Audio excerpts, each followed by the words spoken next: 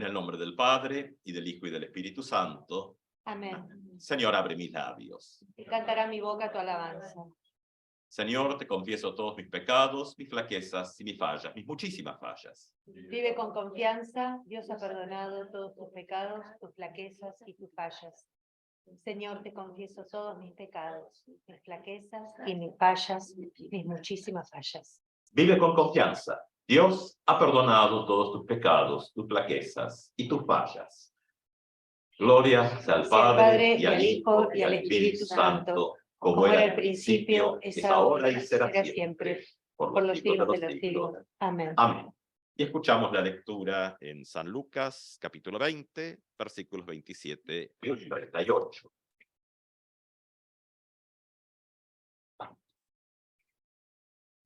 Se le acercaron algunos saduceos que niegan la resurrección y le dijeron: Maestro, Moisés nos ha ordenado, si alguien está casado y muere sin tener hijos, que su hermano, para darle descendencia, se case con la viuda. Ahora bien, había 7 hermanos. El primero se casó y murió sin tener hijos. El segundo se casó con la viuda y luego el tercero. Y así murieron los 7 sin dejar descendencia. Finalmente también murió la mujer. Cuando resuciten los muertos, ¿de quién será la esposa? ¿De quién será esposa, ya que los 7 la tuvieron por mujer? Jesús le respondió: en este mundo, los hombres y las mujeres se casan, pero los que son juzgados dignos de participar del mundo futuro y de la resurrección no se casan. Ya no pueden morir porque son semejantes a los ángeles y al ser hijos de la resurrección son hijos de Dios. Que los muertos van a resucitar. Moisés lo ha dado a entender en el pasaje de la zarza, cuando llama al Señor el Dios de Abraham, el Dios de Isaac y el Dios de Jacob. Porque Él no es un Dios de muertos, sino de vivientes. Todos, en efecto, viven para Él. Tomando la palabra, algunos escribas le dijeron: Maestro, has hablado bien.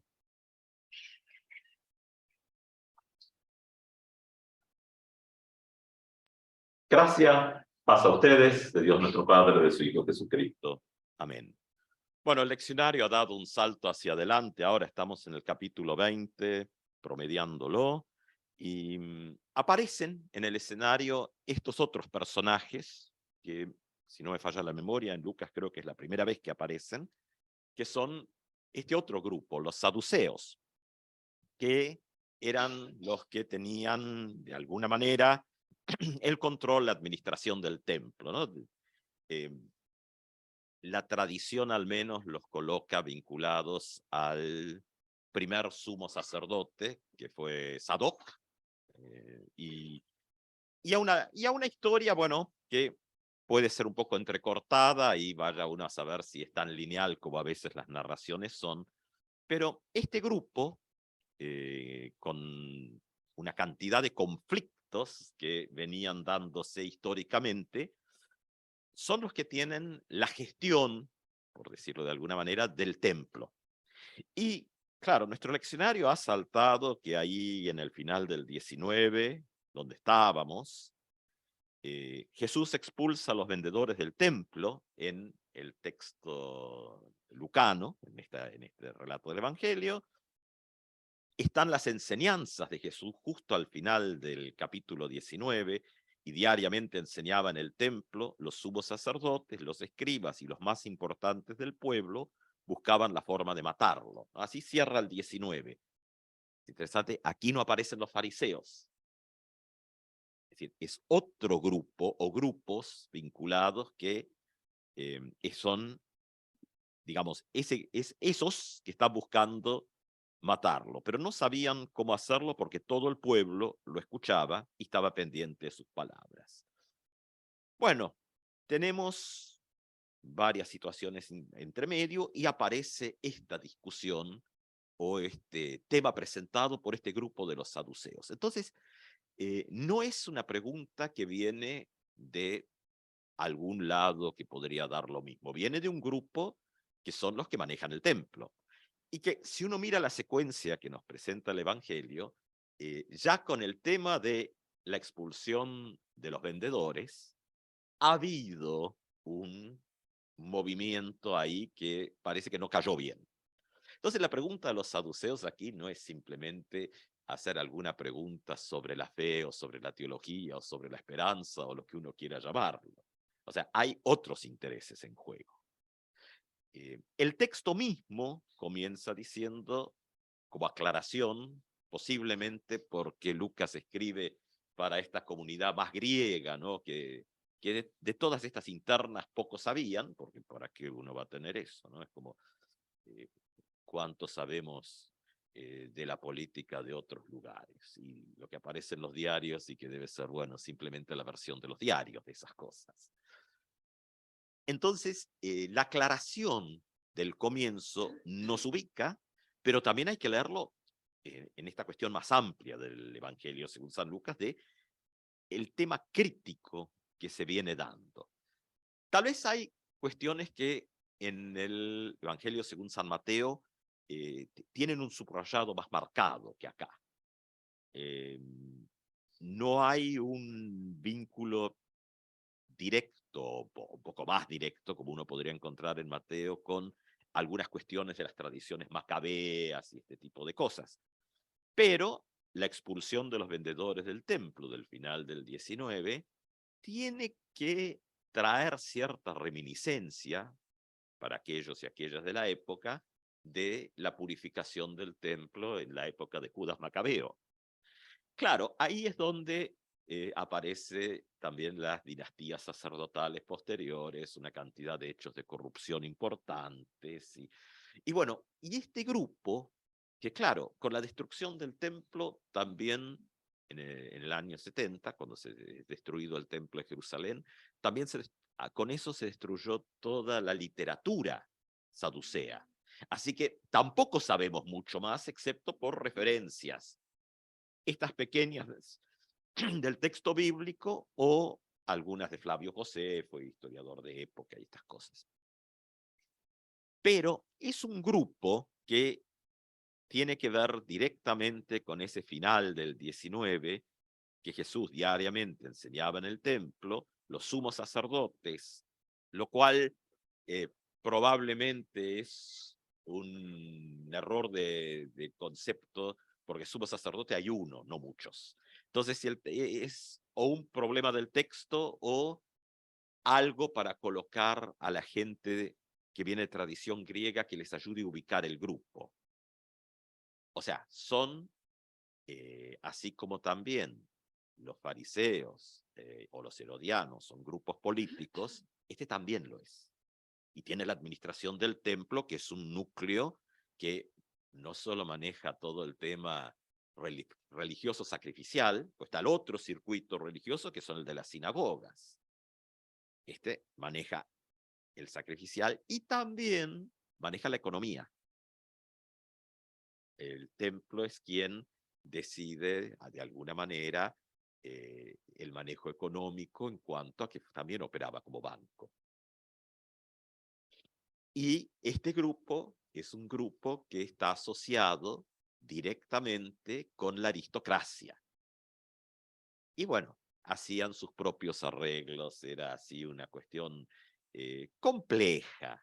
Eran los grupos aristocráticos ricos que manejaban la economía para su propio provecho y el circuito de los saduceos son los que le dan la bendición teológica a esto y se benefician de esto. Uno puede preguntarse si en realidad algunas de las críticas del texto que después han quedado a veces en rencillas con los fariseos no están dirigidas para este lado, aunque no se exprese directamente. Los saduceos, que nuestro texto nos dice, no creen en la resurrección, le van a hacer un planteo legalista a Jesús sobre, bueno, era la ley del levirato, ¿no? Es decir, un concepto de que si un varón heredero moría sin heredero, el hermano tomaba como esposa a su mujer para darle una descendencia que sería legalmente, digámoslo, hijo del fallecido. Este es un concepto que no está solo en el texto antiguo de la Biblia, sino es muy común, especialmente por el tema de las herencias. Y también lo que podría haber sido alguna vez una mirada, es decir, bueno, ¿qué pasa con las viudas? Las viudas en un sistema donde la mujer no tenía entidad de derecho propio, las viudas quedaban muy desprotegidas. Entonces, también es una forma, uno desde la mirada de hoy en día seguramente va a encontrarle miles de críticas, de brindarle a esa viuda la descendencia dentro de lo que había sido la línea de su marido fallecido. Ahora, claro, lo que va a hacer Jesús acá no es una gran definición teológica sobre la vida eterna, la resurrección y cuestiones de fe. Más bien lo que está haciendo Jesús es haciéndoles con cierta ironía un retruque a los saduceos. Porque vienen y le plantean, bueno, la mujer ha quedado viuda, entonces el hermano del marido se casa y se va muriendo, ¿no? O sea, la verdad que, no, la verdad, ya calculo que después nadie más quería casarse tampoco. Pues, así que, pero bueno, también es una prueba de que la vida sobrevivió a todos.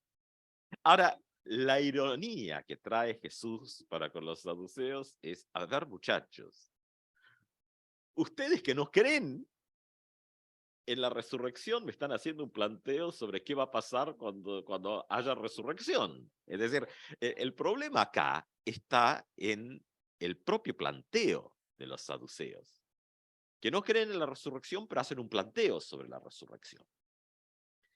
Y posiblemente lo que el texto que compartimos hoy nos muestra un Jesús que está de alguna manera poniendo entre paréntesis una cantidad de reglamentaciones y diciendo, bueno, el reino de Dios, la resurrección, el mundo venidero, no es una copia actualizada del presente, para decirlo de manera amplia.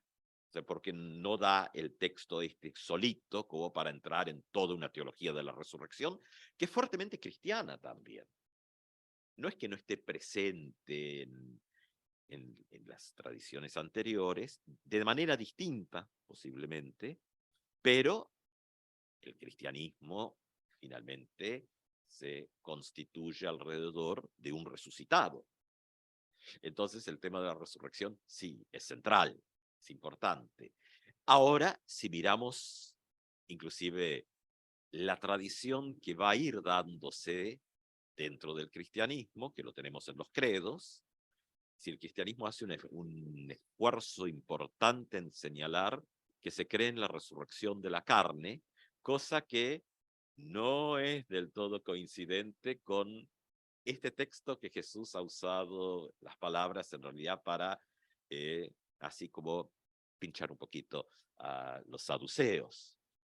Bueno, esto también ha sido importante en los primeros tiempos de la conformación de la cristiandad como comunidad de fe, porque es también ponerse un poco en esto de que lo cotidiano, la vida de todos los días, es donde está el centro de lo importante. De lo demás se ocupa Dios. Es decir, entonces, ¿dónde ponemos nuestra vista? Y en el presente, en la vida acá. José Miguel Bonino hacía la pregunta en clase, dice, ¿hay vida antes de la muerte? Decía. Es decir, claro, porque este espacio de conversación que se ha dado con esta gente de los saduceos, que hay que tener en cuenta también la historia, ¿no? O sea, unos 100 años antes de Jesús, en los levantamientos y todo, hubo unos, a ver, más o menos, unos 3.000 fariseos fueron crucificados por este otro grupo. en aquella época. O sea, estamos hablando después de la época macabea, Juan Hircano, Aristóbulo. Aristóbulo fue el que encerró a su madre en la cárcel y le dejó morir de hambre. Y, bueno, todos unos personajes bastante cuestionables. Más la corrupción que hubo y que entonces, bueno, eh, ya no tuvieron el control total del Sanedrín, porque les empezaron a poner límites. Pero siguen con la administración del templo. Ahora, vemos al final que los otros, dice, algunos escribas le dijeron a Jesús, maestro, has hablado bien, y ya no se atrevían a preguntarle nada. Pero este has hablado bien es porque se ha puesto, según las lecturas, no del lado de los saduceos, sino más del lado farisaico tal vez y de los que están en los alrededores y no tienen el manejo del poder del templo. Esto es lo interesante. Es decir, este grupo, que es el que controla la política del templo y es el que de alguna manera se maneja con la aristocracia, es decir, Jesús ha tomado también distancia, especialmente con este texto. Claro, lo que nos prepara también Lucas, porque bueno, vamos leyendo hacia el final del Evangelio, y claro, el relato del Evangelio va hacia la cruz y la resurrección. Nosotras, por nuestro leccionario, eso lo tenemos más bien en el comienzo de nuestro año calendario. Con la Pascua está ahí, qué sé yo, abril más o menos. Entonces, claro, navegamos los textos de manera bastante lineal, pero nosotros estamos cerrando el año litúrgico mientras los textos van a la cruz y la resurrección, lo cual genera un poco de dificultad cuando uno quiere hacer una lectura amplia, porque, bueno, la cronología de cómo está establecida no ayuda mucho. Ahora, lo que sí es una señal de que el reino de Dios no se configura con los criterios que nosotros queremos cargarle. También les está diciendo a los saduceos que ese espacio que están ocupando no estará en el futuro reino de Dios. Y la tradición cristiana fue construyendo con otros textos este concepto de resurrección del cuerpo para valorar justamente la importancia de la vida cotidiana, la vida de todos los días. Y la justicia, porque bueno, acá la ironía posiblemente del texto está es que este grupo, saduceos, son, más allá de lo histórico, no, descendientes de alguna manera del primer sumo sacerdote que era Sadoc, sumo sacerdote Sadoc. Y Sadoc significa justicia. No es casual tampoco, y no nos dio el domingo pasado, era muy largo como para ver, pero Zaqueo, el personaje del domingo pasado, viene de Sadoc, el justo, su nombre, por eso un poco la mirada que dimos al texto del domingo pasado. Y ahora los que descienden directamente de Sadoc son los que sí, se apropian no solo de todo el poder, sino también de embromar a los demás y solo, es decir, privilegiar a aquellos que eran la aristocracia. Bueno, el Evangelio, la buena noticia que trae este texto, por un lado, para la comunidad cristiana, somos todas y todos, es este énfasis de Jesús de que el reino de Dios no se conforma a la medida de la injusticia. Si uno va tomando los elementos que el texto ha ido poniendo, no se conforma a esa medida. Tiene otra. Es más, juega un poco, pero los que son juzgados dignos, y aquí hay que tener cuidado, pero juzgados dignos es una construcción, de alguna manera, aquellos que son justos, justas. No es la justificación por las obras, sino un concepto. Ese concepto se está oponiendo entonces al de los saduceos, descendientes del justo, pero que no lo son. Y que de últimas, lo único que les interesa en esto es poner una trampita y a ver cómo Jesús se sale de esto. Lo que ha hecho es salirse por encima y colocar el elemento fundamental de que este Dios de vivientes, no es Dios de muertos, sino de vivientes, en efecto viven para Él. O sea, justamente lo que trae es esto de traer a la vida cotidiana, entonces, a partir del reino de Dios, la tarea constante por ese bienestar integral de toda la creación sobre la base de la justicia. Es decir, los que llevan el nombre de saduceos por tradición de Sadoc han quedado medio en offside. Zaqueo, el domingo pasado, el que todos critican, resulta que practicaba la justicia, ¿no? Porque eso fue lo que desarrollamos un poquito el domingo pasado. Y ahora, estos, los representantes del templo, también quedan en offside acá. Si uno mira integralmente este texto según Lucas, este evangelio, esta buena noticia, es decir, lo que nos va quedando es un Jesús que se va distanciando de los grupos de poder y que va construyendo un mensaje de relecturas de lo conocido en medio de la gente, ¿no? Porque eso aparece ahí en el fin del 19, dice, bueno, buscaban la forma de matarlo, pero no sabían cómo hacerlo porque todo el pueblo lo escuchaba y estaban pendientes de sus palabras. Quiera el Señor que también nosotros estemos pendientes de sus palabras, que no nos quedemos enredadas y enredados en los, entre comillas, modelos o estructuras de injusticia, de opresión.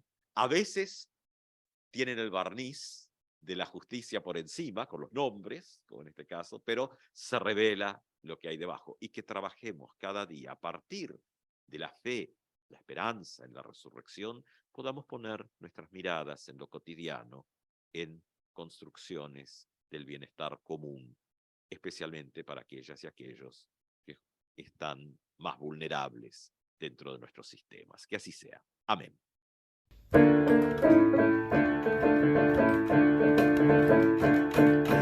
El cielo canta alegría, aleluya,